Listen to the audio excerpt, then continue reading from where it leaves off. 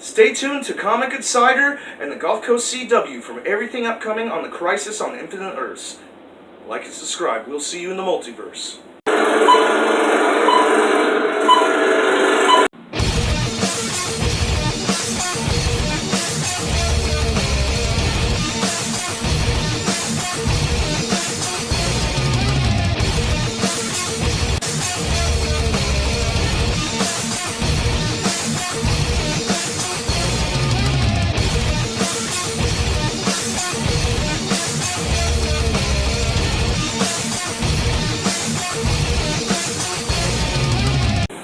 Alright, what's up YouTube, Facebook, Instagram? This is TK from Comic Insider.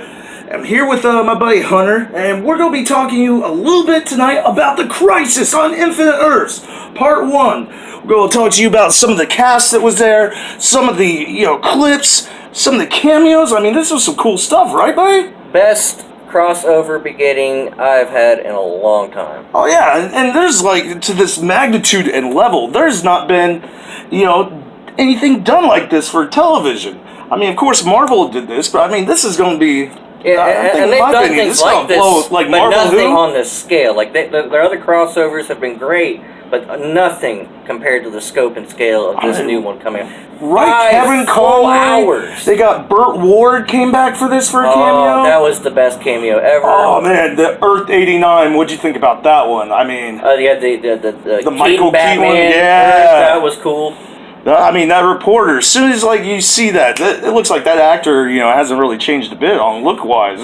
We even got to see Jason Todd and Hawk from Teen Titans. That's right. So, here's what I want to know. It's does that mean they're going to have a little bit more of the Titans in these next 4 episodes? Well, from what I understand and what I've looked into, that they do want to cross over with them, but the problem is that is strictly on that DC streaming service, and it's not actually affiliated with Arrow or the Arrowverse. But they got permission to use that part, like Mark Guggenheim said last night after the first episode ended in that little talk show with Kevin Smith. That they stole stuff from all over the place.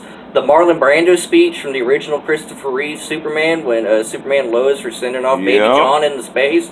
Yeah, and versus the comics, see, Crisis on the Infinite Earths, if you guys have not, if you're not fully up to date on it, this is originally a comic, and it's literally been years in the making waiting for this event to happen. This has been, ready to happen for decades. I mean, what do you think versus, of course, on the show, and also very similar to Superman's, storyline, and even, with their son. I mean, Superman had his kid, and then Lois had to send off their kid, and same with Supergirl. Seems like Kryptonians, they got things sending their kids away. They need to plan out their parenthood a little bit better. I feel they're just so quick to just toss their kids off into space. It's earthquake, all right, you're gonna wake up a god. It's gonna be fine. You're good to go. Our civilization was half good, half evil. We're not gonna mention Zod. That's a surprise. And the funny thing with that is, versus, so they had, Baby Jonathan, versus, in the comics, it was little baby Luther, Alex. Yeah, Alex. Now that was it. That's a little... That's I'm really glad they didn't go there. Yeah, I mean, I thought that was a good spin-off, a good twist. I mean... Hell, that's And then you got Superboy, which is almost. Half Lex Luthor and half Superman, the clone. Yeah. And also, what do you think? It's not. Hopefully, we're gonna see that on tonight's episode. I'm hoping. What do you think about the Superboy? And if y'all did not catch that, and you saw the trailer where Lois Lane's hovering over a Superman that's just beat to a pulp, dead on the ground, that is the actor who played from the TV show Superboy. Yeah. What was that?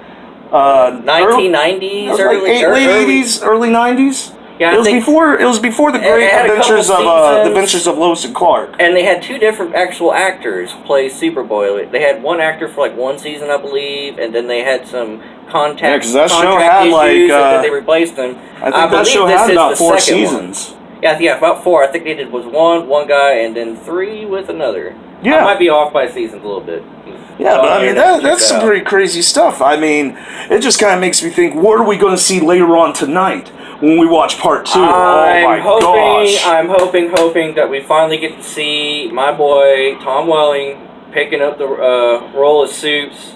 From what we've seen in the trailer, he's back on the Kent farm, plaid shirt. I'm really hoping that he suits up with Brandon Routh and Tyler Hoechlin. I mean, I think he will, because, I mean, did you see the promo that Superman suit he was wearing? He has one on. Definitely a lot more advanced than where we left off with Smallville. Yeah, that Smallville one was really more of a Christopher Reeve version of the suit. Shout out. I believe Martha had actually made that for him like 2 seasons prior, and Jor-El had locked it away because he wasn't ready. Right, yeah, that's a little bit of a trip. I mean, everything that's happening, they're going to be on. God, I hope that's on tonight's one, but I can't wait to see John Wesley's ship. Oh, yeah. Now that John. is, John, where you at, buddy?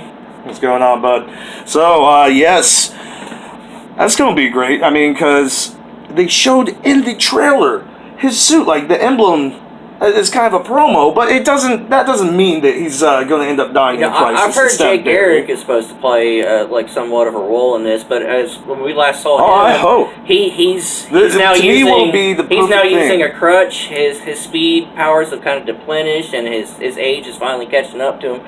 And he is supposed to have been training a new female speedster. I'm hoping that maybe we'll finally get the glimpse of her, who she is. Yeah, get some insight and knowledge in that. Hopefully by at least the Flash one, on the 3rd episode, that we'll see that. Because, I mean, oh my God, I hope, Jay Garrick, though, does get one last fight. This would, to me, would be the dream scene. Well, you see Earth 90 Flash, Jay Garrick show up, say, "Hey, Thawne, remember us?" And then just knock the tar out of him. For the team. Exactly. Because they keep saying that Flash is going to die, but we have multiple Flashes from different Earths. Yes, there's multiple variants of Barry Allen, Barry Allen. It could be John Wesley Shipp from 1990. Yeah, and also he never said Barry Allen has to die. He said the Flash has to die. Exactly. Which is crazy, but even that trips me out with the Monitor's character is you see him on that first episode. And he's just so baffled. He's like, "This isn't how I saw it. It's happening different." He looked a little bit worried, a little troubled. Yeah, distraught. That's the best word for it. My man Oliver took the beat down and saved, what did they say, another billion lives? Another billion. Got saved because he sacrificed himself. I think we're showing that clip here, I think, a little bit. I knew that death was coming, but but not in the first episode out of the 5. So I mean, on the kickoff of the Crisis. Yeah. Speaking of Crisis, we're gonna get right here to a clip real quick. Let's check this out. So a day in the life of shooting this crossover is absolutely staggering in terms of the amount of cast that's coming in and people from other shows. There's so much logistically that goes into it, and everybody's just has to be on it. This Crisis is such a big deal. It's so many actors, so many lines, so many characters, so many moving pieces. You get picked up so early in the morning and you have to go through hair and makeup and then we start acting and then, halfway through a day you get driven to a different show. Everyone works very differently. Every production has its own kind of culture and way of working, and when you work with actors from a different production, you get to see ways, that they may do things better or that we may do things better, and so it's a great learning experience. It's huge. We've never seen anything like this on television. Yeah, it's big. It's insane. Unfeasible, unthinkable, absurd, outlandish. I never thought in a million years that they would be able to do a Crisis on Infinite Earths. I don't know if you can actually technically get bigger than Crisis on Infinite Earths. I can handle it. Every hero imaginable is here. It's massive. We are making television history. This is never going to happen again. Alright, so yeah, man. I mean, that was a pretty crazy clip, right? Yeah, I really love stuff like that where you actually get to hear from the actors from behind the scenes. Oh, yeah, hearing the cast members. Because a lot of these people have been on these sets for years, and it's nice to see their little emotional response to how something this gigantic is ending certain things. Right. I mean, especially, and this is a great time for superhero shows, because, I mean, imagine if they tried to pull something like this back off, back in the days of, where CGI wasn't, as much. I mean, were a lot of changes. Like if they did this for the 1990 Flash, if they tried to pull off, it just wouldn't be anything like what we're seeing so far. No, this is the perfect time. Technology's finally got us to a point where they don't have to necessarily put the actors' lives in danger doing stunts, and the CGI a lot of times really does look amazing. I find it hard to figure out which one's real and which one's not. Yeah, I mean, definitely not what it was in the 90s. Definitely not. This is a great, everything with all these characters. I mean, we had so far, the Flash, what was it, before Crisis, pre-Crisis, seeing all these other variations, and he even looks a little bit baffled, like, what's going on, man? The Monitor looks a little bit distraught from this situation. Plus, he also just took a shot in the chest for some kind of God-interfering arrow from Oliver. Yeah, just so he could save those last billion people. Just Stephen Amell. Oh, man. If you ever watch this, buddy, that was just... one hell of a way to go out. I mean, just bravo to you, my friend. Bravo. From one Green Arrow to another. From the Pensacola Arrow That's right, to the Pensacola Starling Arrow. City Arrow. So, yeah, I mean, a lot of this stuff is it's pretty crazy. I mean, it's also cool to see all the people from the CW, the cast members, giving their takes on this. Behind the scenes stuff like we were talking about before. And shout out to all of our friends and fam at the CW. Man, what do you think more of the development of the characters, of building up to this? I mean, because the Monitor and everyone else, I mean, this has been building up since last year's Crisis. Yeah, but then we've had the Future Arrow timeline, which is now they've been brought back to the present. Right, and we got to see the birth of a new Green Arrow. Father to daughter handoff. That was just passing the torch. I myself am not a parent, but I felt that deep in here. That was a good scene. That was a very good scene, and it was really funny. Passing the torch how Steven along. goes, I don't think this one will fit me. Oh yeah, that was good. So I mean, another thing I thought was crazy was Tom Cavanaugh's character. Pariah. Yeah, Pariah, who's AKA Nash Wells. Nash Wells. Previously Nash Wells. Yeah. Nash Wells no more. Yeah, because he said he failed. He caused released the Anti-Monitor. Right, and with Pariah, I mean, one of the things of him being the one that let out the Monitor, the Anti-Monitor. I mean, the guilt he felt like on that scene, you could just feel the emotion in that. That was some crazy stuff. I can't wait. We should be seeing the Anti-Monitor tonight, and if nobody else knows tonight's this, Batwoman's the same guy who played is playing the Monitor is also playing the Anti-Monitor.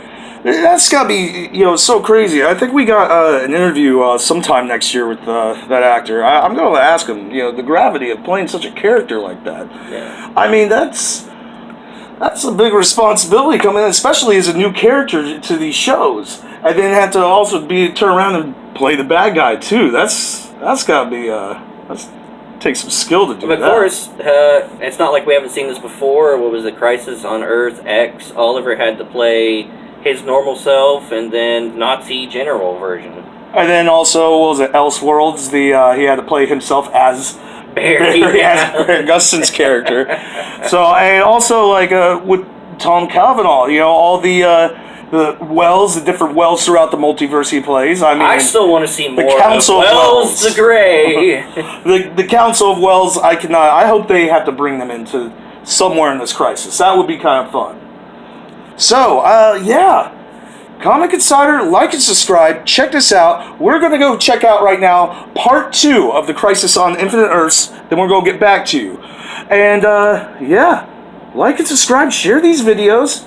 We will see you in the multiverse. And do not forget, this is the only channel that has a clean bill of health from Dr. Fate, Dr. Manhattan, Doctor Who.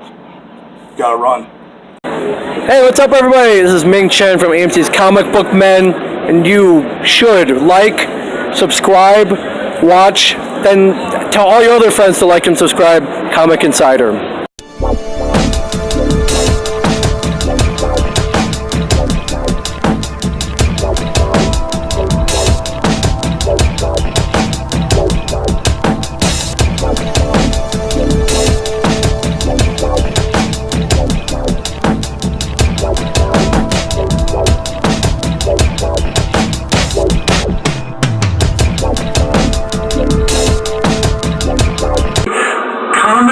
Insider. You better be watching it. Yes, I will. Yeah, I mean, I will hunt you down and find you. I'm trained, you know.